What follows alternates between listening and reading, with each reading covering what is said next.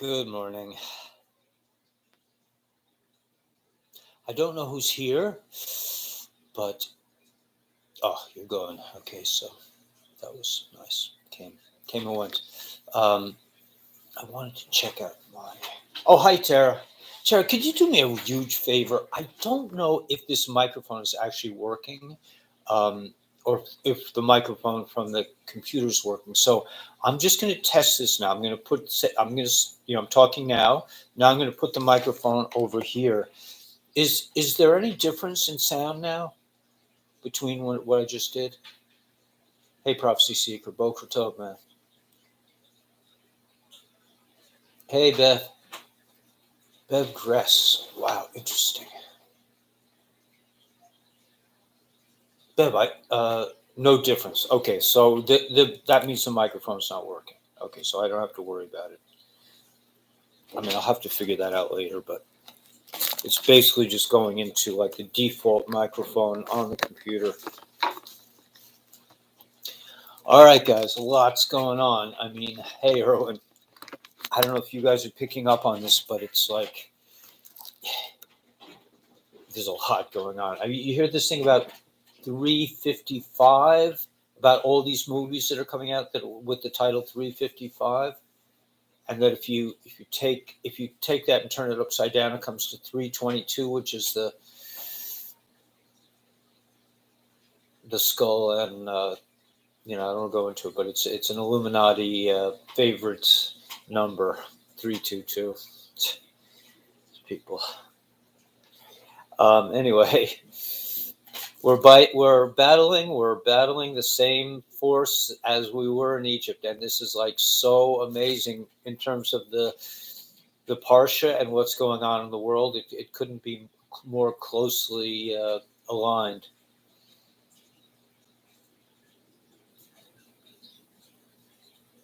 Yeah, Dr. Zelenko is a very brave man. Please God, he should be safe. He's a very gentle soul. Oddly, you wouldn't know it by looking at him. I mean, he's out there in putting his life on the line for the world, but he's a very sweet person. Yeah, that's their intent. That's the intent. I don't know why they want to do such a thing. Hey, Thesson, did you just you lost my site? I mean, I had to change to another website. That was a big deal.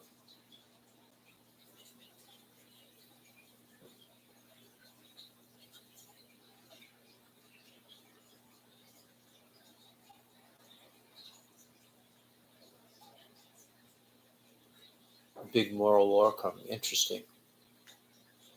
Yeah. So, well, there's a big war coming either way. So we're already in it. Sorry, Thesson. I tried to put out. I'm saving my old channel just to send out posts because I know if I put any videos, they'll probably take it down. Because I only have one more strike against left. Bev, are you Jewish? Pray for the children, 100%.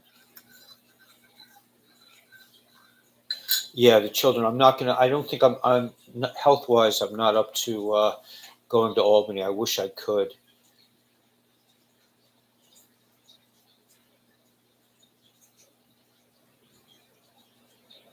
Yeah. Okay. Sorry. Yeah.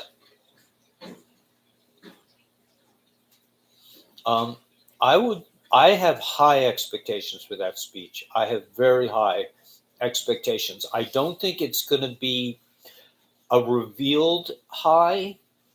What's up in Albany? Yeah, they're having a protest, and involves the children. I mean, I would love to be up there, man. I hate to miss a protest, but I left the house yesterday to go to synagogue, and I've been sick ever since. I can't. I'm not quite up to running around. Hi, Irene. Yeah, I thought so, Bev. Okay, cool, man. Did I know Gresh? Oh, yeah, I knew. Yeah, I knew. Okay, yeah, yeah. Okay, I knew it. So anyway, yeah, I would say that that we should have high expectations for this speaking, very high expectations, because of the timing of it, because it corresponds to this week's parsha, and in this week's parsha on Thursday, which he's doing at 1700 hours military time, 5 o'clock, that on that day, on the 6th of January, is also the 4th of Shvat. And Shvat is the 11th month, so 11-4 we if you look at the law of war manual, it's very it's a very big deal. 11-4, I think it has to deal with the end of occupation. I think this is, and do I think something monumental is going to happen at the time? I don't. I think it's going to be a couple more months. I think we're going to have to go into Passover. I think it's going to be more like, if we see a big reveal, it's going to be, I think, towards Passover. But what I feel is that like we talk about the four worlds, right?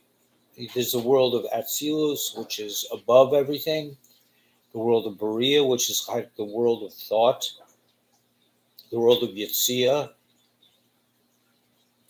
which is called the world of formation or emotions, and the world of Asiya is the world of action.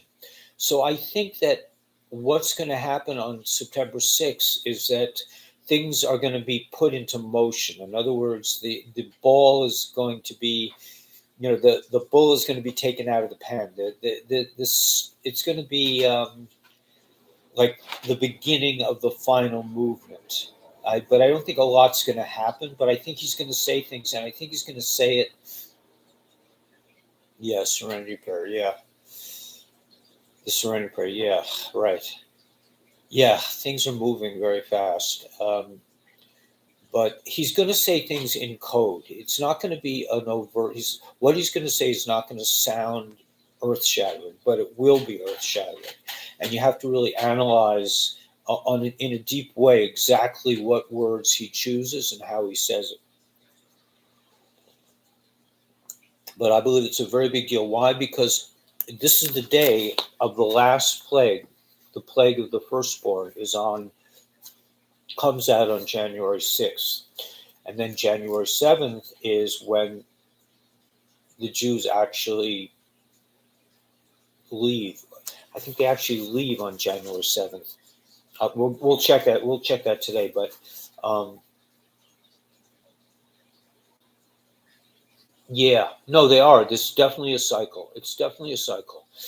And I thought everything was going to happen last year, but you know how a lot of the posts they refer to things like 2 and 3 years ahead of time. So at midnight, yeah. Thanks, Haley. Right at midnight, on Thursday is when I think. Let me just check on here, because this is the best source for that, because this goes by the calendar. So on Thursday, right?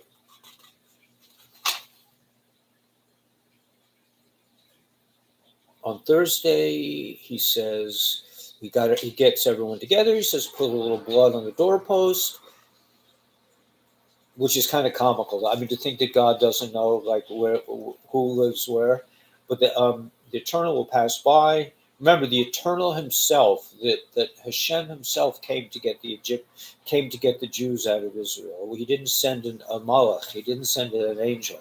He came himself. Some jobs you just got to take care of yourself, right, Richard? I like what do. I have a young son, but it's like there's some things I'm just like, well, let me just take care of it, man. And I, I don't. I'm not a big one to wait for somebody, to explain to somebody else how to do it. I mean, that's good if you have the time. But anyway, so sometimes you just have to pick up the garbage yourself. I mean, that's most of the time. Anyway, and it's okay, and it's a good thing. So anyway, so he puts the things on the blood, and then and they had, it was midnight. Midnight is Friday, right? So it is. So for us, Friday starts at sundown on Thursday. Okay, so it was at midnight, and the Eternal struck down every firstborn. And this is the last plague. He strikes down the firstborn, and there was a great cry in Mitzrayim. And I think I think the Kabbalah is going to feel something. I don't think it's going to be revealed, but I think they're going to feel something. And okay, so then they all get ready, yeah, and they go and they get all the gold and silver from all the houses of the Mitzrayim, all the Egyptian gold and silver that they spotted out during the plague of darkness. And remember, 4/5 of the Jews are still like passed over during the plague of darkness, which was 3 days and was before anyway. And then the children of Israel traveled from Ramses to Sukkot. So, and they had the matzah.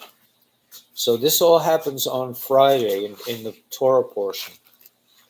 It was the end of 430 years on that very day. On that very day. And all the Eternals groups left the land of Mitzrayim. So they finally got to leave Mitzrayim, the place of constriction where the Kabbalah conditions people with traffic lights. I mean, that's how sinister these people are. They have us like, stop and go, put your stamp on the thing, do this. I mean, I'm dealing with something at work that is like, I just no longer have any patience. It's like, I have to get this certified and that certified. And why do we have all these rules? Why? It's not just because there's a big bureaucracy. It's because this is by design to make us sheep. So every time you follow one of their rules, you're just going like, bah, bah, and you get trained, you get used to it. And so it's like, now I'm telling people, what, I'm not doing it. And they're just like, what do you mean? You have to do it. It's like, when you go get your license, you have to pass the road test. I mean, that's just the way it is. Why is it like that? Because they want to condition us. Anyway, so they all left. So on that night, the plague of the firstborn and all the Jews left Mitzrayim, left the narrow place. So that's why I think the speech is very important. And yes, I did say this last year, and I really thought it was going to happen last year because it was all set. I mean, what they did instead was brilliant. I mean, I'm not a military strategist, but the idea of letting them win was so brilliant. It was just to create a huge sting operation. That's just brilliant beyond brilliant.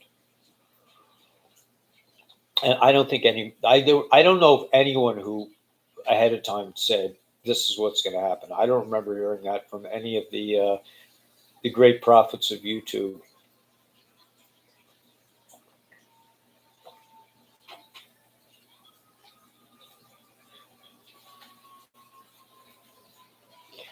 Yeah.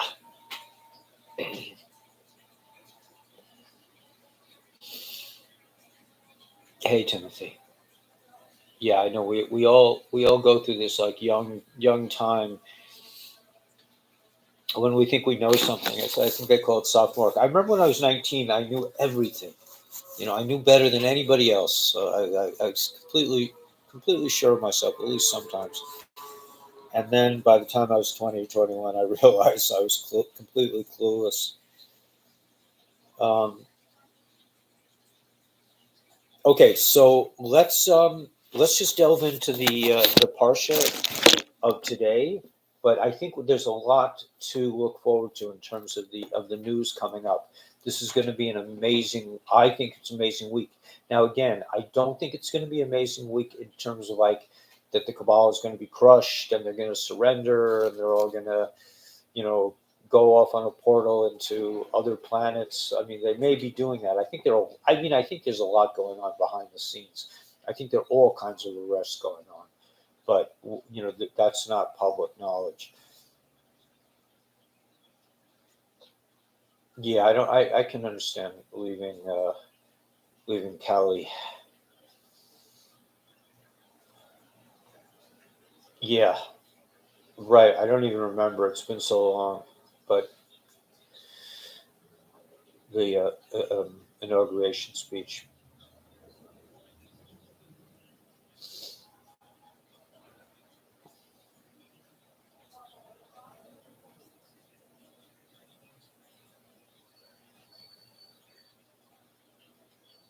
Yeah, yeah.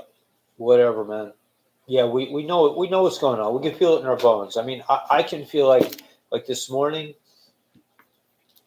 I've been really sick, and there were I think 1 or 2 days, or maybe a couple days last week where I didn't put on Taliesin to fill in.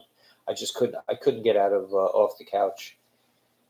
But this morning, I had a friend because I went to shul yesterday, and I left my Taliesin to fill in there, and I have you guys. Has everyone here seen what to fill in looks like? And you know, I don't know if that's something that's of interest to you. I also thought, by the way, I want to start teaching a little bit of Aleph base with each lesson. I mean, I think we can do that, and I mean, if you guys want, um, Alicia Shmuley, nice. Yeah, let me just show you what this looks like.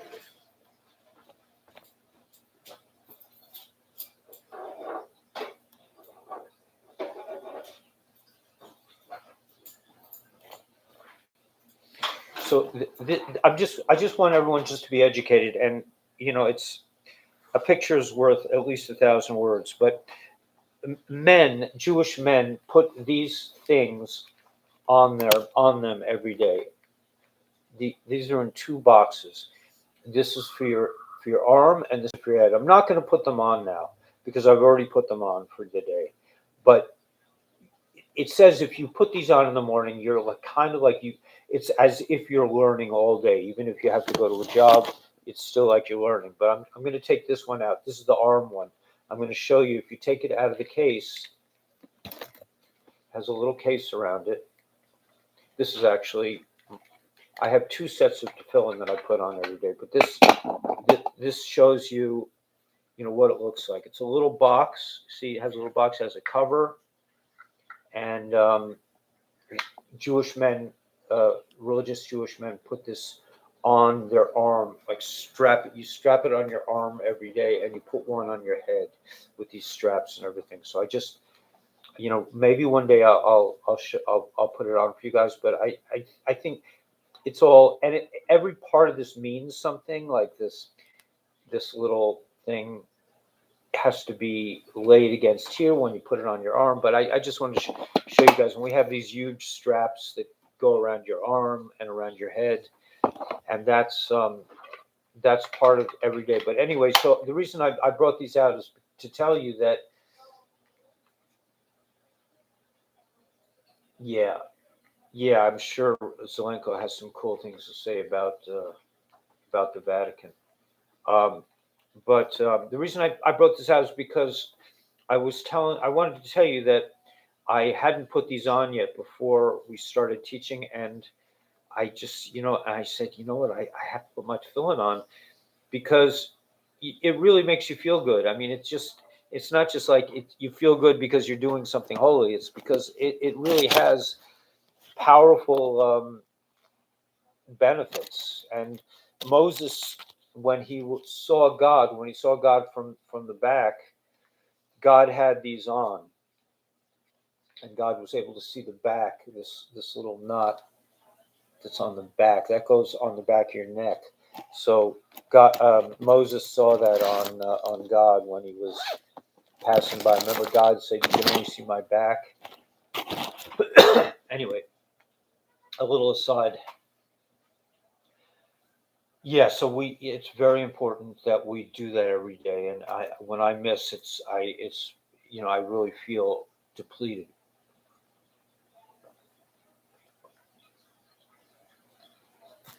But I'm not feeling 100% today. So, but I'm doing my best. I have a nice friend who was able to send me some medicine. It was really sweet. Um, so I have a little medicine as well. It's all my. By the way, I found out that black cumin seeds. Have you guys heard of this one lately? So I think I wrote it down. Black, yeah, black cumin seed. It's called Nigella sativa. That has the same ingredient as ivermectin. So a natural ingredient, kind of like quercetin. Okay, so we're in Parshas Bo. Remember, come to Paro, come with me. Come, God says, come on, man, we're going to go do this together. And Moses didn't want to go there because it's the seat of his power. Imagine having to deal with the Satan one-on-one. I mean, in his lair underground. Oh boy. Yeah, I'm feeling about like 45%. I mean, I'm just not up to real, you know, I'm at the point where, well, also the medicine kind of wears me out. I don't like taking, traditional medicine because it's invariably it knocks you out. But I just can't go on with the cough. So I was very happy to receive this gift from a friend. Okay, so let's just go to we're Parshas Bo. We're in the third reading. Today is Tuesday, and I want to get to a little Aleph base too and the Tanya. So that's my plan.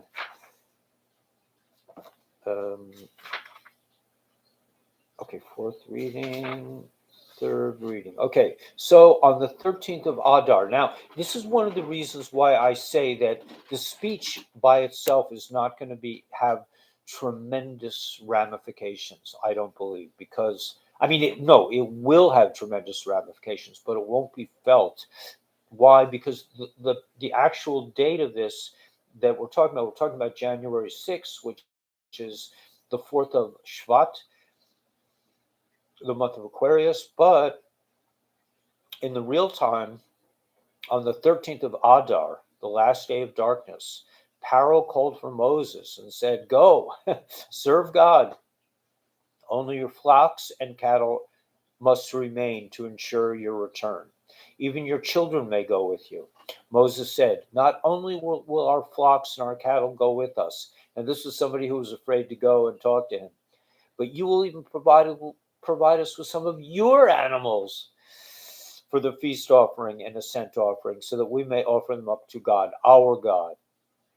Certainly then, all our livestock will go with us, not a hoof will remain, for we will take from them to serve God, our God, to sacrifice to him, and we will not know, and we will serve God, and we will not know. Okay, i.e., to sacrifice to him, and we will not know with what we will serve. In other words, we don't know how much cattle we're going to need to serve God until we arrive there. So we're going to take everything. So yet God made Pharaoh stubborn, and he was not willing to let the people leave. Moses then said to Pharaoh then said to Moses, leave my presence. This was, and he says, never come back again, because if you see my face, you will die. And Moses says, no problem, sucker, man. I'm out. I'm never going to see you again. I think they did. I think Pharaoh did come chase them, but maybe they didn't actually get to. I don't know. That's another detail. We'll get to that when we get to it.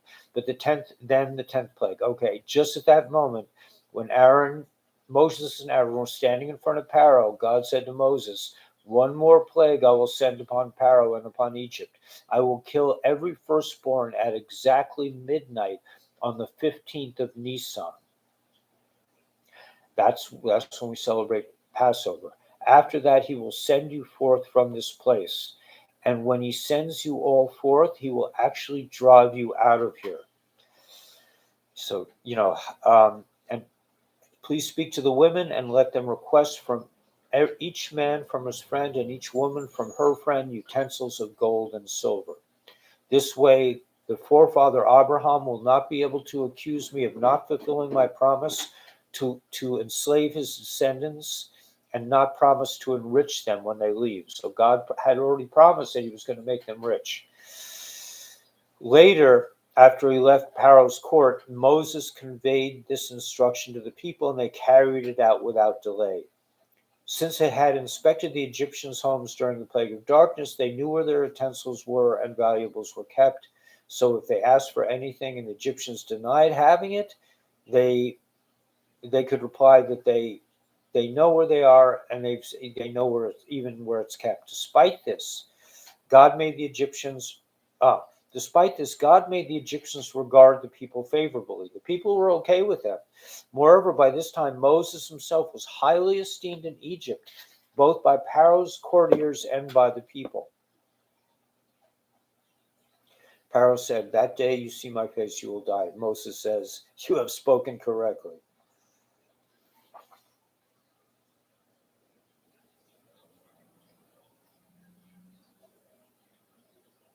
Thanks, Timothy.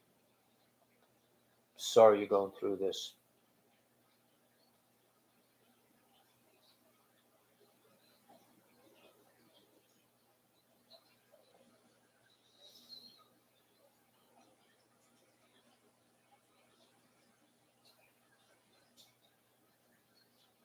Did I lose my wallet when I was 12 years old? I don't even think I had a wallet when I was 12 years old.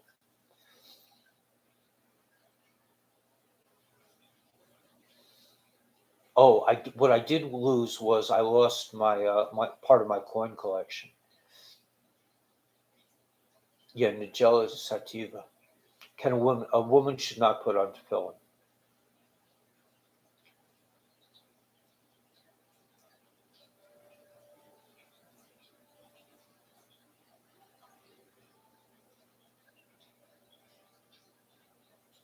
Yeah, people who are not Jewish should not put on tefillin. It's like keeping Shabbos. It's not to diss anyone. It's just that everybody has a separate function, and this is something that the Kabbalah wants us to like quibble over. But it's like the the Jewish people have their service. The Noahide people. I mean, right now, I would say the Noahide people are more important in the terms of this whole what's about to play out. Man, the Noahide people are going to be like so critical to this. I mean, the Jewish people know what they have to do. They either do it or they don't at this point. But the Noahide people don't even know. They don't even know what they're supposed to do, and that's the Jewish people's. I believe the Jewish people's fault that we didn't really. But we've there's a lot. It's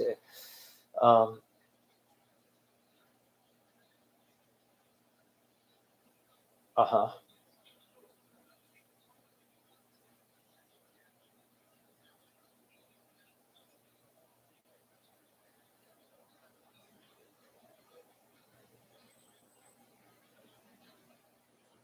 Mm,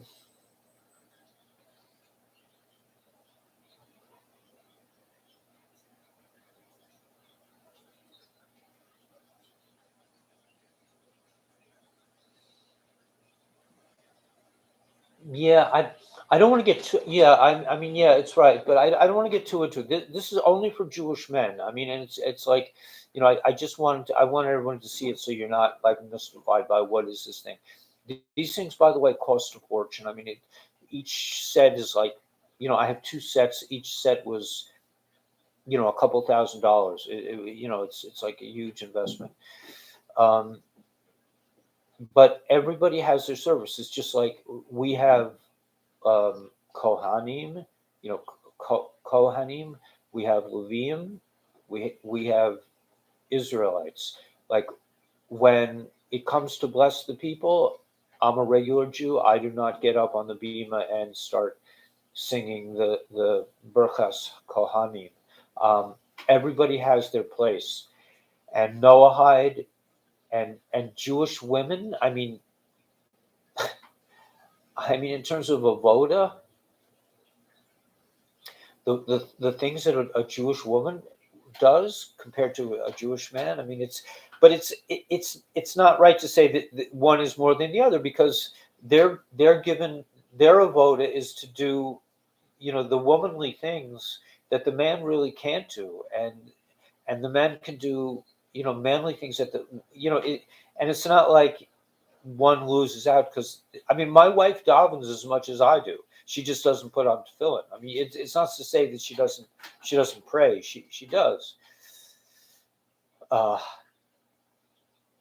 anyway, okay, so let's just finish this because I guess we did finish. We finished it, yeah. So Paro said, okay, so that was it. So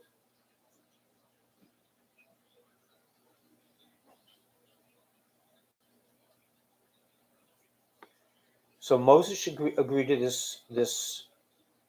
So no finite. I feel like I read this yesterday, but created being can experience God's infinity and continue existing as a finite being. He will They will be absorbed into God's infinity. However, God is not bound by his own rules. He can allow an individual to survive this experience. This is exactly what he did with Moses in order to allow him to break Paro at the core of his being.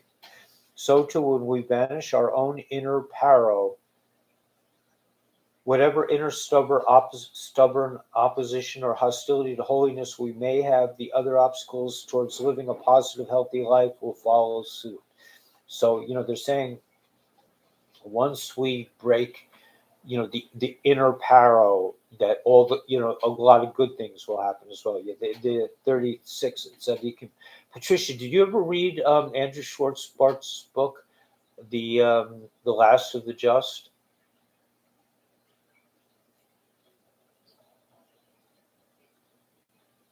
Yeah, I mean, my wife does so much work. I mean, but it's different. I mean, they women have different. God understands that men and women are different. This is something the left wants to erase. The Kabbalah wants to erase this and make us feel like we're all the same. But and interestingly, in Egypt as well, what did they do to torture the Jews? They made women do men's jobs and men do women's jobs. They did that to torture us, and that's the same thing they're doing today.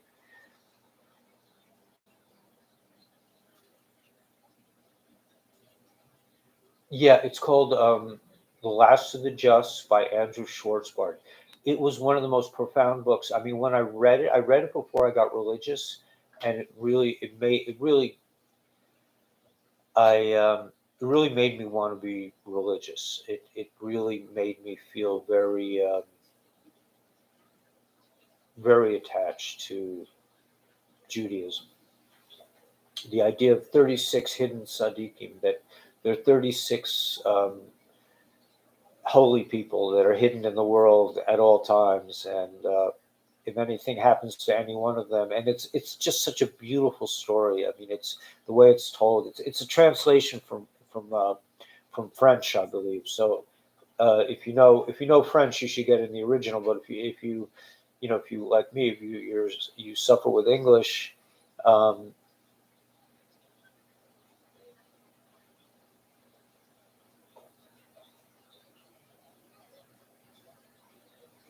yeah, the author Andrew Schwartzbart, maybe it's Andre Schwartzbart, but it's an amazing read, amazing read.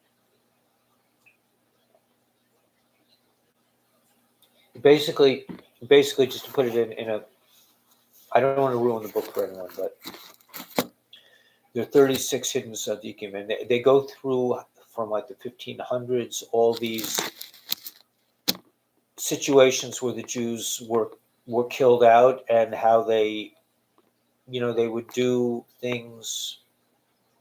They would sacrifice themselves. It's called Nasiris Nefesh. They would sacrifice themselves in God's name, and that,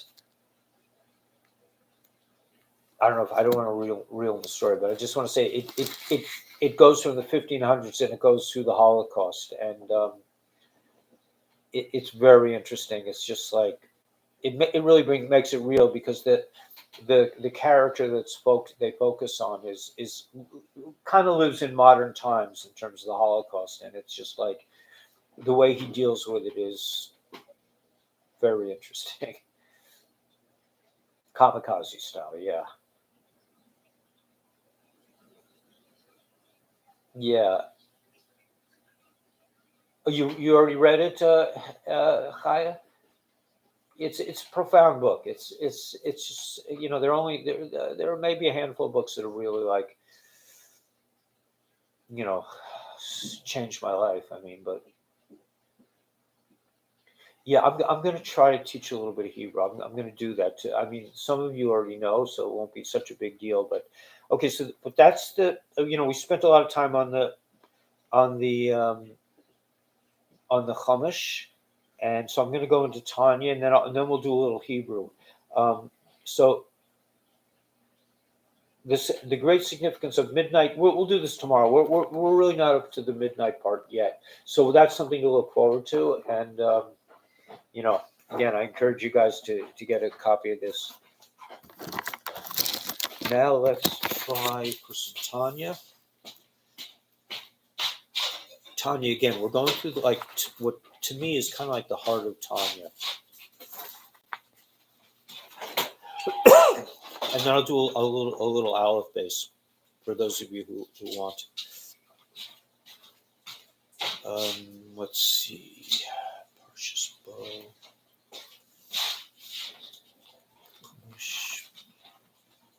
My brain is not functioning up to speed. Haunting, yes, that's a very good word for it. It was a haunting.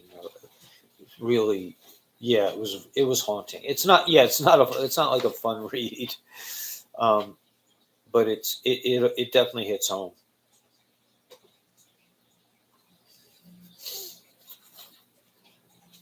Okay, Tanya. So we're on Tuesday. Looks like Wednesday is a long Tanya. Just looking ahead a little bit. Tomorrow's Tanya, yeah, has a lot of sort of footnotes. Wow, it's really long. Okay, so tomorrow we'll have to really focus. Wow, it's quite long. It's like maybe one of the longest Tanyas of the year.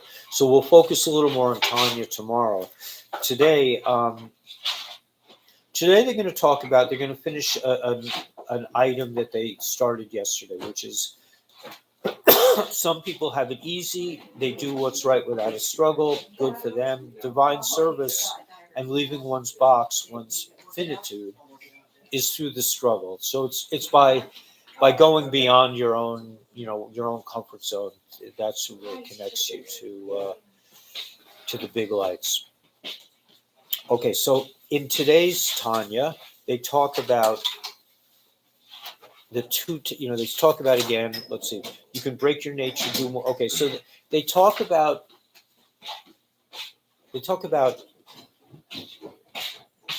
taxi rides in the ancient world. That if you asked a taxi driver to drive you, let's say what they called, I think it was 100, or so 100. They're saying that there's a Talmudic statement that he who serves God refers to one who reviews his studies 101 times. Why? Because he usually reviews it 100 times. In those days, they reviewed it 100 times. But if you reviewed it 101 times, you were worthy of great praise, because that's like, it's going that extra bit that, and they talk about donkey drivers, right? Zoos. They would charge a zoos for 10 miles, but if you went 11 miles, they would charge 20. Okay, the drivers would charge one zoos for 10 parts. If you went 10 miles on a donkey, they would charge you one zoos. If you went 11 miles, they would charge you two zoos. In other words, they would double the price, because it is to go beyond your usual is a very profound thing to do. The extra mile, yeah, right, Patricia, exactly, and that's really what today's Tanya is about. Okay, so that's cool. Again, my mashpia, the rabbi that I went to, he reminds me that Noahide people are not required to learn Torah the way Jews are, and it doesn't mean that they can't. It doesn't mean they shouldn't, but you're not. It's not like an obligation. If you want to do it, that's And certainly nowadays everything is on the web. I mean, Chassidus, Gemara, Kabbalah, everything is out there. it said, I mean, I had a discussion with a person who's really an expert on the Noahide laws, and he said that Well, I have a picture of it. people would ask the Rebbe what the Noahide laws were required to do, and in the beginning it was like they're only allowed to learn certain Gemaras, certain Baba Basra and Baba Metzia, which is like a section of Gemara that deals with business law. That was really what they wanted. What the Rebbe originally was. I think the Rebbe was saying that originally that's what they were supposed to learn, but that over time, as they asked the Rebbe questions, he would change his idea. So there doesn't seem, from what I spoke to Rabbi Rogalski, who wrote a book about the Noahide laws, and he's a very smart guy. And if you ever want to contact him, just let me know. I'll give you his phone number. He would love to hear from you. He's very generous with his time, and he's a very sweet guy and funny, a very funny guy. But he said that there was a lot of question about what the Noahide people were to learn, and that it changed, and that there were some people who said this and some people said that, and that's kind of the way it goes with a lot of Jewish law. It's kind of like you have to be careful who you ask, because you could ask the same thing. There's the whole story is always about a chicken. Like a poor woman comes to the Rebbe and says, "This is chicken kosher," and that the Rebbe looks at the woman and he looks at the chicken and he says, "Yeah, it's kosher. She has to eat." I mean, if the same chicken was brought by a rich guy and the rich guy's wife came and said to the Rebbe, "Is this kosher?" He'd probably say, "No, it's not kosher." But so there's Rahmanas and mercy definitely has a place in Jewish law, and that's why it's you have to go. You go to a man. I mean, we have a Shulchan Aruch. We have like a guidebook, but it's best interpreted by somebody that you trust to interpret these things. I don't at this moment have anyone that I really trust in that way. Actually, there are people that I do trust, but it's these are slippery times. You can see with the medical things how off a lot of the rabbis have been, really off. So let's see, we're going into 46. I did Tanya. I did my sort of short version. Let's just check in with the daily. I'm sorry, I'm not really up to snuff.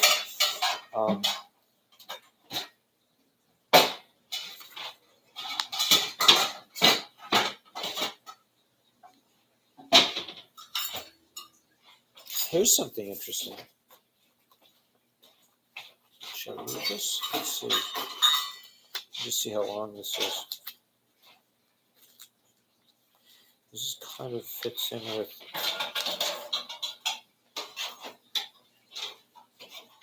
This is a little long, but.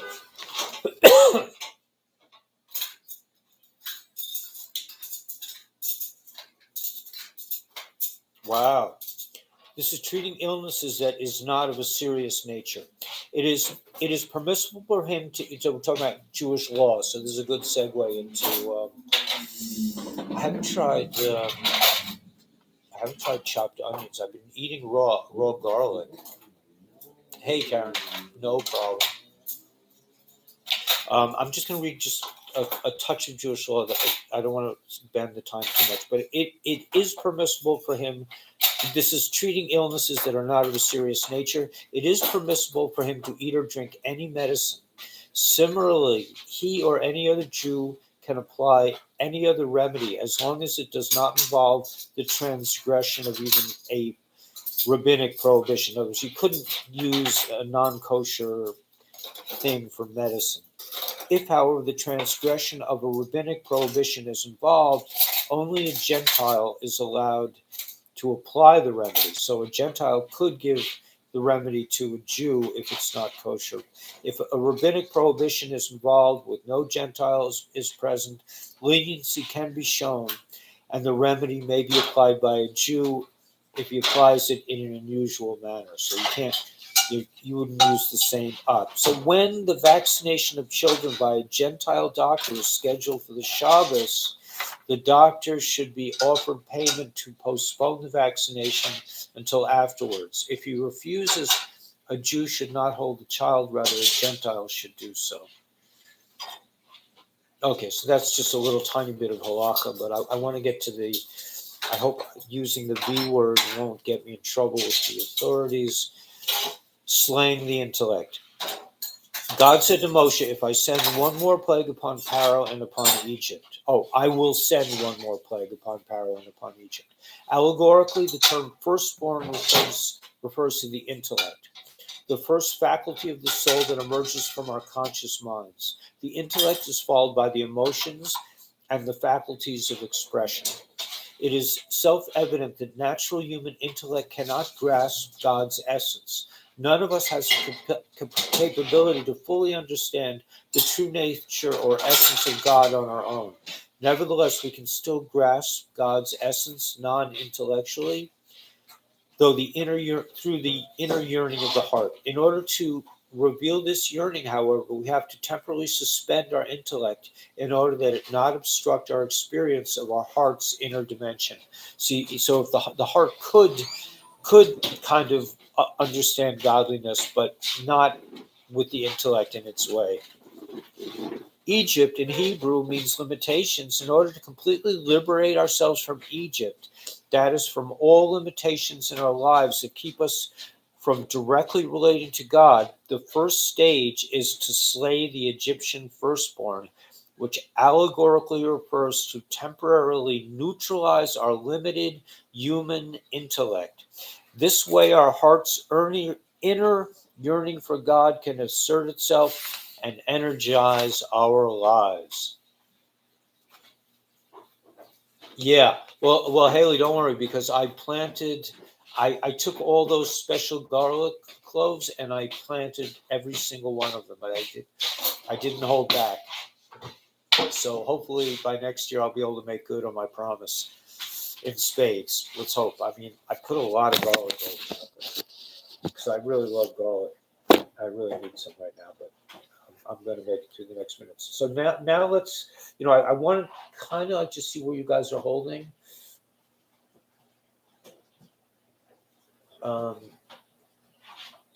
Yeah, but let's just do a little bit of Hebrew.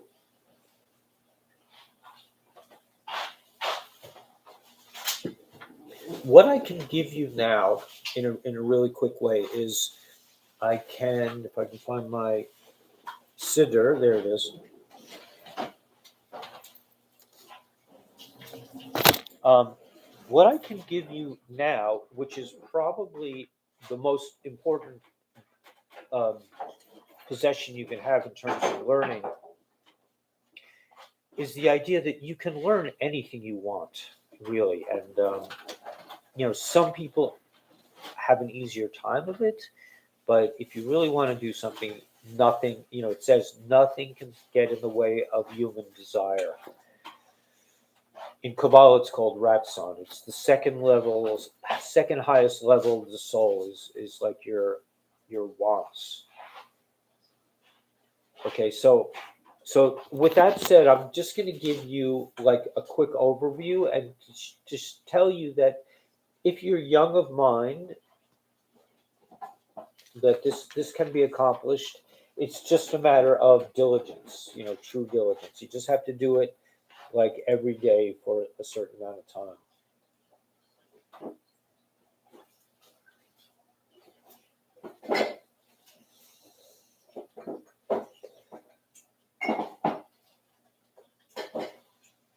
Yeah, chopped garlic and honey. Yeah, that's what yeah. Karen, it's always good to see you. Whenever you come is fine. Okay, so here's the basic thing. And, you don't really need me to do this, but I mean, I'm only going to show it to you like my way, the way I learned it. Now, they say in teaching that the way a teacher teaches you is that he takes you on the same paths that he took to find out about the forest. You go on different paths, and he he can take you on the same path, and that's basically what I'm going to do. I'm sure there are people who can teach this in a way that might be more aligned with a lot of your consciousness. You know, a lot of people think differently. Okay, Chaya, you already know Hebrew, so it's cool. I'll see you later. Um, so, but like, so each, in other words, there are people who teach it in a very like organized way, and some people really go for that. Um, that's not for me. It doesn't really work. I mean, my mind is not. I don't go from like A to B. I go from like A to Q. I mean, or I wander around. I don't. I'm not a straight learner. There are people who do this, but let me. So with that said, let me just give you like some basic. We don't have much time. Okay, so basically, okay, so let me just go like this. These are the letters, right? And these are the vowels. Um, actually, basically,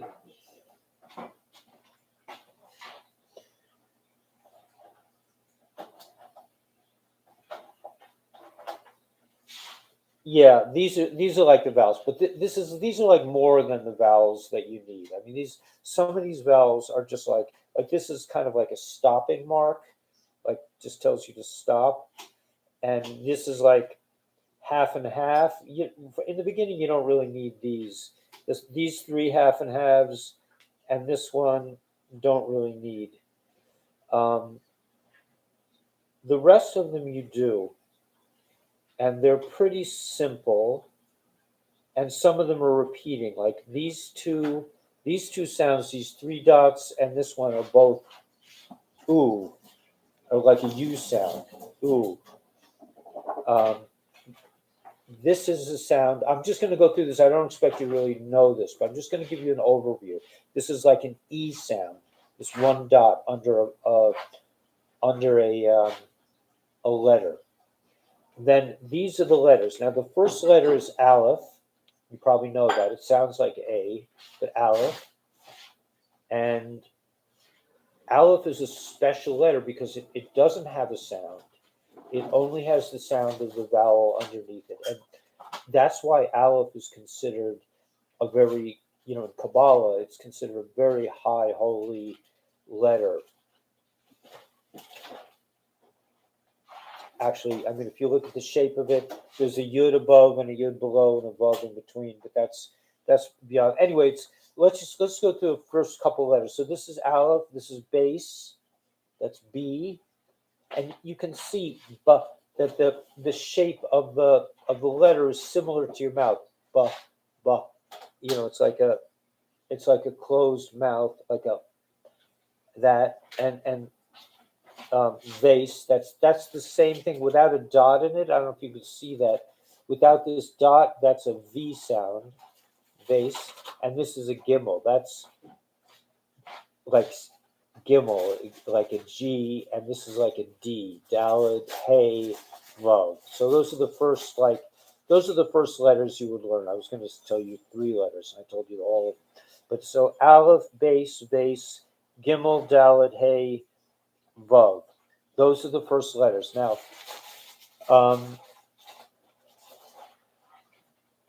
let's just stay with a base, with the base here, with the B. Okay. So let me see if they. Okay. So no. Okay. So yeah. Okay. So on the next page, and this is in any Lubavitch Siddur that has your Aleph base, but you can see like there's an Aleph with a vowel under it. Let me just show you from like bigger letters. Let's see if I can find it.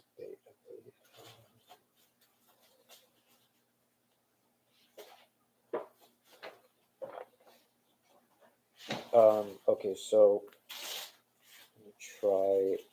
Let me go back to. Okay, so here's this is really essential knowledge for everyone. Okay, so why don't we just start with this?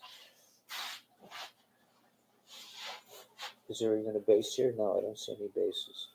Um, let's try.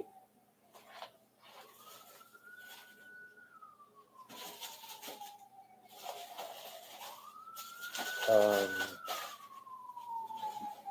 okay, so I see this is not as easy as I thought it was going to be. We might have to do this another time. We're running a little low on time, but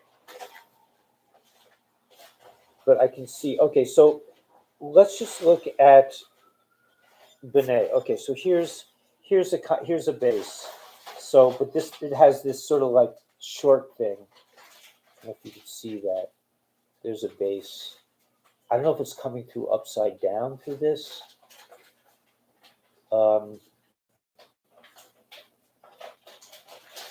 Here. See, those two, that base has two dots under it, okay?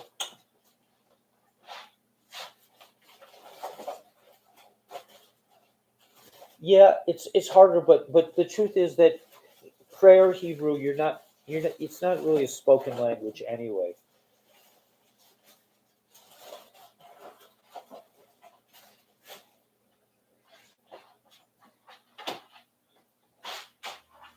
Yeah, so you're probably better off going online. I guess what I'm discovering is I'm not a very good Aleph based teacher, or at least I don't seem to have the goods here. Um, it's not so easy to learn from a sitter. Here we go. Here's the word Baruch. Okay, so you see that.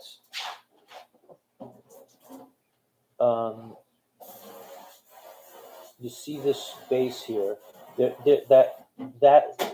letter under it, that vowel is an aw sound, so it's Baruch, Baruch, and that's really how it is. You just have to learn. You just have to memorize all the different letters. It's not really that hard, and then figure out the vowel sounds. There, like 5 vowel sounds or something, and then you just practice for the rest of your life. Okay, so yeah, it's okay, Tara. I'm sorry, I'm not doing a better job, but I have to really set this up a little bit. I mean, maybe we could do another hour at some point, if depending on what happens with my career. If I find out about that one of these days, maybe we could just spend a separate hour, and if we did it every day, I think we could both. You would be helping me. I could improve my Hebrew, and you guys could learn also. But we could start learning how to pronounce words and letters. But that's another project. So we'll hold off on that, and especially I'm just not feeling 100% anyway. So did I totally freak you guys out? Is that totally?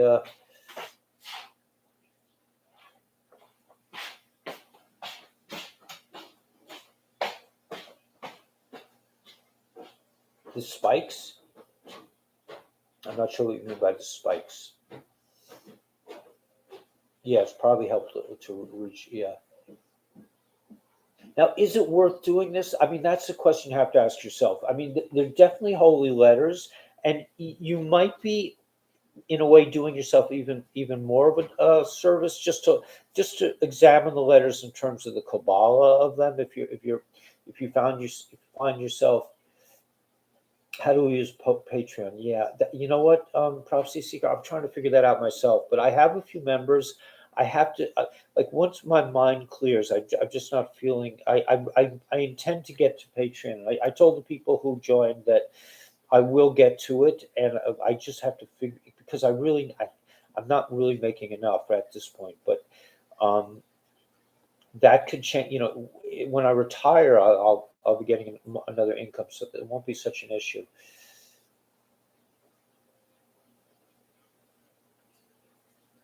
Yeah, it's hard. Yeah, it's a whole thing. Yeah, it's a whole. Yeah, no knowledge is good. Yeah, it sends it to the main page.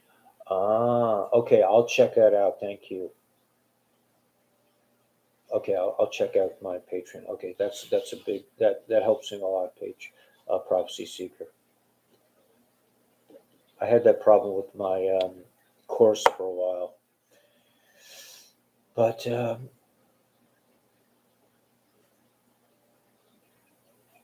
yeah, we should do Telegram.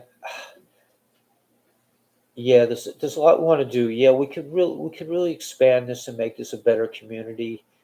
I'm just there's so much like up in the air right now in terms of inside and outside. I mean, there's Truth Social. I mean, when Truth Social comes on, will we be able to be on a platform where we're not interrupted? I'm always on Rumble, by the way. I always put my videos on Rumble, but Rumble's very hard to use. Yeah, I think yeah. Thanks, Dr. Garcia. But I I don't know. Yeah, 22. Yeah, that's good. We're getting back to. We used to have more, but it's not quantity. It's quality.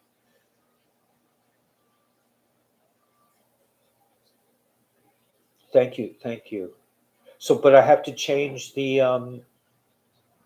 direct link I'm signing up to is three patrons. Oh, so that is in the direct link. Oh, so you found the direct link, Prophecy Seeker. You were able to get to it. Yeah, maybe that's the way to do it. If you guys were on Patreon, maybe then we could have like a separate class just for Aleph base. I don't know. I don't know if Richard's like a main Patreon guy. I don't know if he wants to learn Aleph base or not. Or I don't even know if Richard's. I thought I saw Richard before. Um, yeah, I saw Richard. Yeah, Richard's here. How many Christians are asleep in their pews? Um, and best for this. Okay, cool. Yeah, maybe we could do it on Patreon. Maybe that would be the way that I could do something extra and have it be something that people would actually have to pay separate for, and that would be, and then I would feel more, teacher-esque, and I could be prepared and they give you assignments and really really be a really be on top of things. Anyway, I'm sweating. I think I'm going to get some garlic and just lay down for a while. Patreon's the safest and best. Okay. Can you actually broadcast on Patreon? I think you can.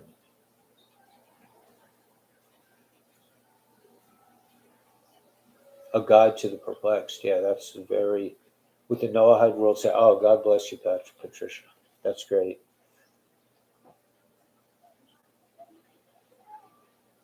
Yeah, I mean, if you guys, if you can help contribute, I'm really hurting right now, but it I just have to figure out what I'm doing with my career. I really want to retire, but I don't want to let everybody down because I'd love to get my back pay that they ripped me off for, but it's just like, I know with lawsuits, you think you're going to win something and you're going to gain something, but it really takes it out of you. Yeah, I need to rest. Okay, so thanks for the love. Yeah, thanks, Irene. Everybody love you guys, and thanks for being patient with me. I'm sorry I'm not feeling so well, and we'll pick it up tomorrow. But this is you should all be really upbeat because um, this is an exciting time. I can just tell by the parsha what's going on in the world that something is up. I mean, it's for sure happening. So don't let yourself get entrapped in the silliness of the regular, even the conservative thing about this one did this, and the conservatives and the liberals and the Democrats and the it has nothing to do with what's going on right now. This is about the cabal versus the people. That's really what you want to focus on. Okay. Yeah. Okay. Thanks, Timothy. Okay. So I'll see you guys tomorrow, and have a great night. Just be hopeful. We're coming into the Great Awakening, the age of Mashiach. It's all going to be good. Okay, much love. See ya.